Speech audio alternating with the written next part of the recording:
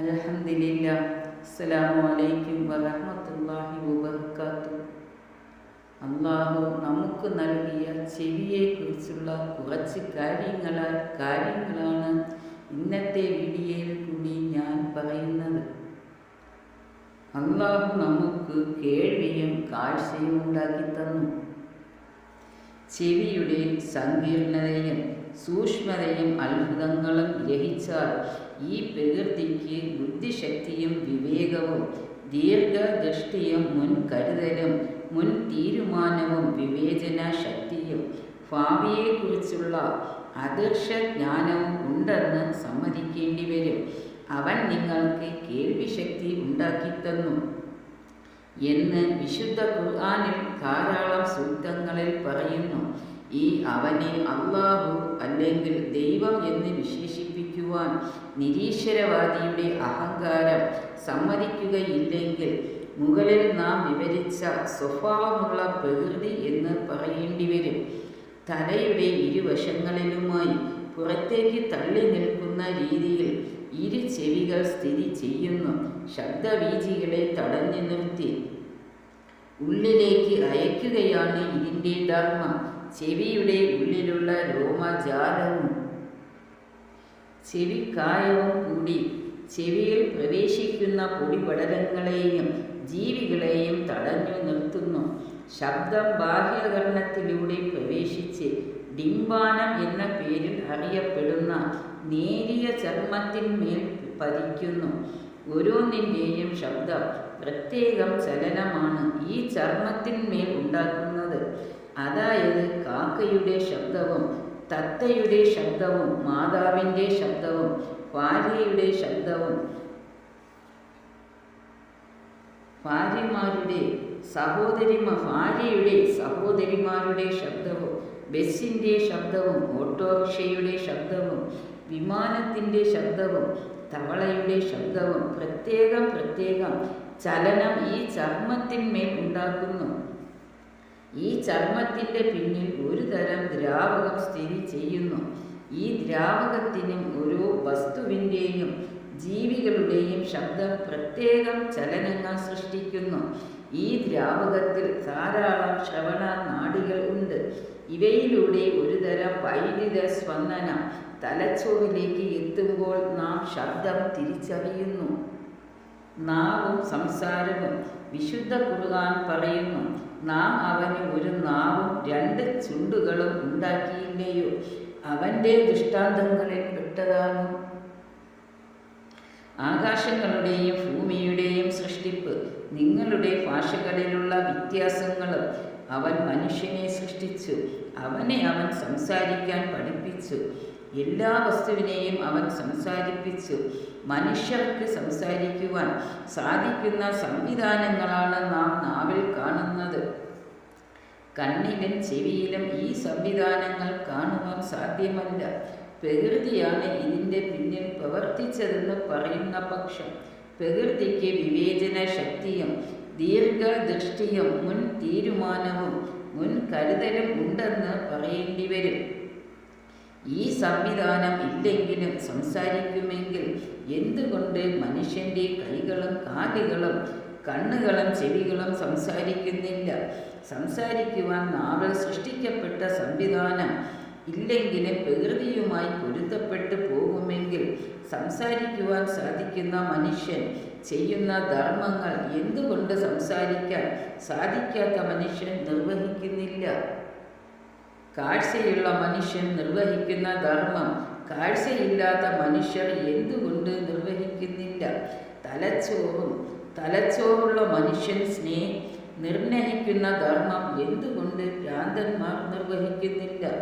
സംസാരത്തിലും ശബ്ദ രൂപീകരണത്തിലും രുചി അറിയുന്നതിലും നാവ് പങ്കു വഹിക്കുന്നു. നാവിൽ 9,000-ഓളം രുചി മുകുളങ്ങളുണ്ട്. മധുരം ഹൃദ്യമായും കയ്പ് അരോചകമായും അനുഭവപ്പെടുന്നു. ഇതിൻ്റെ കാരണമെന്ത്? ആരാണ് ഈ വേർതിരിവ് ഉണ്ടാക്കിയത്? അല്ലാഹു അല്ലാതെ മറ്റാരുമല്ല. പല്ലുകൾ ശരീരത്തിലെ ഏറ്റവും ബലമുള്ള ഭാഗമാണ് പല്ല്. കുട്ടിക്കാലത്ത് മുളയ്ക്കുന്ന പല്ലുകൾ ഏകദേശം 6-ാം വയസ്സിൽ കൊഴിഞ്ഞു പോകുന്നു. ശേഷം സ്ഥിരദന്തങ്ങൾ മുളച്ചു വരുന്നു. എന്തുകൊണ്ട് ഈ പല്ലുകളും 6 വർഷം കൂടി പ്രായമായാൽ കൊഴിഞ്ഞു പോകുന്നില്ല? പ്രകൃതിയാണ് കാരണമെന്ന് പറയുന്ന പക്ഷം ഈ പ്രകൃതി കരുണാനിധിയാണ്. ദീർഘദൃഷ്ടിയുള്ളവനും മുൻകരുതലുകൾ സ്വീകരിക്കുന്നവനുമാണ്. താടിയെല്ലിലുള്ള കുഴിയിൽ പല്ലുകളെ സിമന്റ് എന്ന പദാർത്ഥം കൊണ്ട് ഉറപ്പിച്ചിരിക്കുന്നു.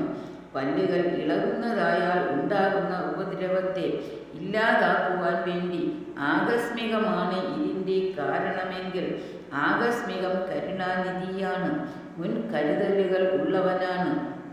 പല്ലുകൾ ഇളകുന്നതായാൽ കുഴപ്പമില്ല, പ്രകൃതിയുമായി പൊരുത്തപ്പെട്ടു പോകുമെന്ന് നിരീശ്വരവാദി വാദിച്ചേക്കാം. എന്നാൽ ഇവരുടെ പല്ലുകൾ ഇളകിയാൽ പ്രകൃതിയുമായി പൊരുത്തപ്പെട്ടു പോകുവാൻ വേണ്ടി ഇളകിയ പല്ലുകൾ ഒരു പരിധിവരെ വളർന്നുകൊണ്ട് ശേഷം നിൽക്കുന്നു. എന്താണ് ഇതിൻ്റെ കാരണം? നഖം വളരുക. പല്ലുകളുടെ ഏറ്റവും ഉപരിതലത്തിലുള്ള പാളികൾക്ക് ഇനാമൽ എന്ന് പറയപ്പെടുന്നു. ശരീരത്തിലെ ഏറ്റവും കഠിനമായ പദാർത്ഥമാണിത്. രോഗാണുക്കൾക്കൊന്നും തന്നെ നേരിട്ട് അതിനെ നശിപ്പിക്കുവാൻ സാധ്യമല്ല. മുൻവശത്തുള്ള 12 പല്ലുകൾ മുറിക്കാനും പൊടിക്കാനുമുള്ളവയാണ്. അതുകൊണ്ട് അവയുടെ അറ്റം കൂർത്തവയാണ്. അരയ്ക്കാനും ചതയ്ക്കാനും വേണ്ടിയുള്ള പല്ലുകളുടെ അറ്റം പരന്നവയുമാണ്. ആരാണ് ഇപ്രകാരം വേർതിരിവും മുൻകരുതലും മുൻ തീരുമാനവും ദീർഘദൃഷ്ടിയും ബുദ്ധിയും അറിവും കൃപയും ഇല്ലാത്ത പ്രകൃതിയാണോ? സർവശക്തനായ അല്ലാഹുവാണ് എന്ന് മാത്രമാണ് ഉത്തരം. മൂക്ക്. മണക്കാനുള്ള കഴിവ് മൂക്കിനുണ്ട്. കണ്ണിനും ചെവിക്കും ഈ സ്വഭാവ ഗുണമില്ല. അറിവ് ലഭിക്കുവാനുള്ള മറ്റൊരു മാർഗമാണ് മൂക്കിൻ്റെ മുകൾ ഭാഗത്തായി സ്ഥിതി ചെയ്യുന്ന തവിട്ട് നിറത്തിലുള്ള പ്രത്യേക കോശ സമൂഹമാണ് മണങ്ങളെ പിടിച്ചെടുക്കുന്നത്. മൂക്കിലൂടെ ശ്വസിക്കുമ്പോൾ വായുവിന് കൂടുതൽ ഉഷ്ണവും തണുപ്പും ഉണ്ടെങ്കിൽ അവയെ ക്രമീകരിക്കുവാനുള്ള സംവിധാനം മൂക്കിലുണ്ട്. വായിൽ ഈ സംവിധാനമില്ല. ഈ എയർ കണ്ടീഷൻ റൂമിൻ്റെ ധർമ്മം കൊച്ചുമൂക്ക് നിർവഹിക്കുന്നു. പൊടിപടലങ്ങളിൽ മനുഷ്യ ശരീരത്തിലെ പൊടിപടലങ്ങൾ തടുക്കുവാൻ വേണ്ടി ചെറിയ രോമങ്ങൾ മൂക്കിലുണ്ട്. പ്രകൃതിയാണ് ഇതിൻ്റെ എല്ലാം കർത്താവെങ്കിൽ മനുഷ്യ ശരീരത്തിലെ ഒരു നിസ്സാര അവയവമായ മൂക്കും അതിലെ രോമങ്ങളും ഈ പ്രകൃതിക്ക് ബുദ്ധിശക്തിയും അദൃശ്യജ്ഞാനവും ദീർഘദൃഷ്ടിയും വിവേചന ശക്തിയും കാരുണ്യവും ഉണ്ടെന്ന് നിരീശ്വരവാദികളെ പഠിപ്പിക്കുന്നു. മറുകരയില്ലാത്ത, കര കാണാത്ത, അതിരില്ലാത്ത, അടി കാണാത്ത അറിവ് ഈ പ്രകൃതിക്കുണ്ടെന്ന് അവരെ കൊണ്ട് അംഗീകരിപ്പിക്കുന്നു. അല്ലാഹു നമുക്ക് നൽകിയ ഒരു അവയവത്തെക്കുറിച്ചും അതിൻ്റെ പ്രവർത്തനത്തെ പറ്റിയുമാണ് ഓരോരോ വീഡിയോയിൽ കൂടി ഞാൻ ഇടുന്നത്. ഇതെല്ലാം നമ്മളിൽ ഓരോരുത്തരും അറിഞ്ഞിരിക്കേണ്ട കാര്യങ്ങളാണ്. കൊച്ചു കുട്ടികൾക്കും വലിയവർക്കും ഒരുപോലെ മനസ്സിലാക്കുന്ന വിധമാണ് ഞാൻ കാര്യങ്ങൾ പറയുന്നത്. നിങ്ങൾ ഇത് ഫുള്ളും ശ്രദ്ധിച്ച് കേൾക്കുകയും കൂടുതൽ ആളുകളിലേക്ക് എത്താൻ വേണ്ടി ഷെയർ ചെയ്യുകയും ചെയ്യുക. ഇതിൻ്റെ ബാക്കി ഭാഗം അടുത്ത വീഡിയോയിൽ കൂടി ഞാൻ ഇടുന്നതാണ്.